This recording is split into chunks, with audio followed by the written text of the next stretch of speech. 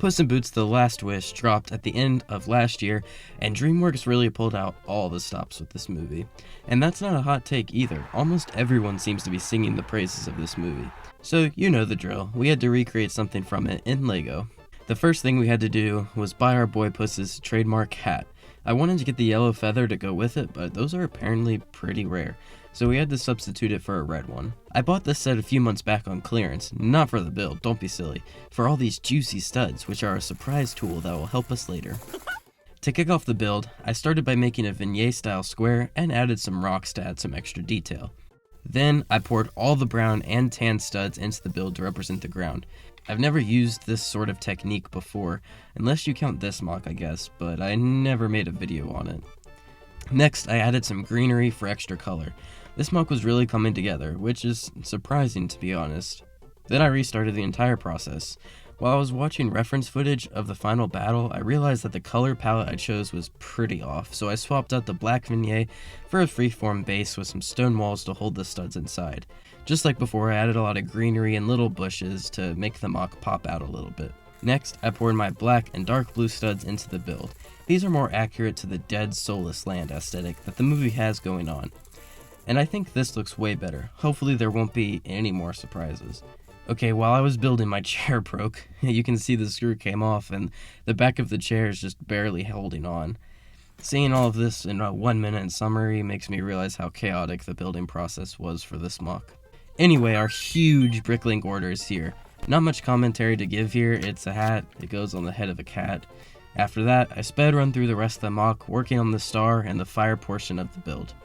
This MOC is smaller than my usual ones, and that's because I've returned to college. Woo! Paying for skills I won't ever use.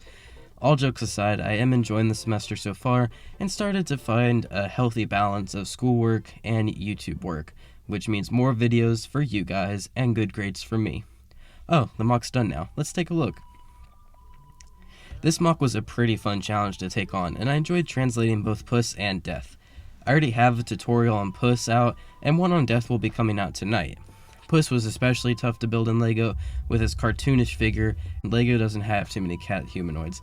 The Chima theme came in useful. Said no one ever. Does anyone remember Chima? I feel like I'm the only person who bought sets from that line. The fire around the MOC is one big snot technique, and I really like the transition between yellow, orange, and red. It's very fragile though. Well, actually the whole MOC is. It can be separated into two main parts, the base and the half-star portion. The base is a free-form build of rocks and greenery to hold all the studs inside. I really like how this part turned out. It was super easy too, only took me like 20 minutes. The second part is a combination of translucent blue, white, and dark blue plates, with some other bricks thrown in for some variety. I didn't make the full star since I was limited with part usage, so I just made a 3-point star. This was very hard to build, and I spent most of the process time working on it. But I like the final product, and I think it comes together to make a pretty nice MOC. I really enjoyed Puss in Boots 2. I've seen it like 4 times already, and it never gets old. Let me know what your favorite character was. My favorite was Jack Horner, which might be a red flag. I don't know. The final battle portion of the movie was definitely my favorite, which is why I picked it for recreating it. In Lego, I think I did pretty well considering the grandiose that was the finale. I think I was able to shrink down the proportions pretty well and gives you a nice little slice of the movie. Anyway, I hope you enjoyed today's video. Be sure to like and subscribe if you're new around here, and I'll see you next time.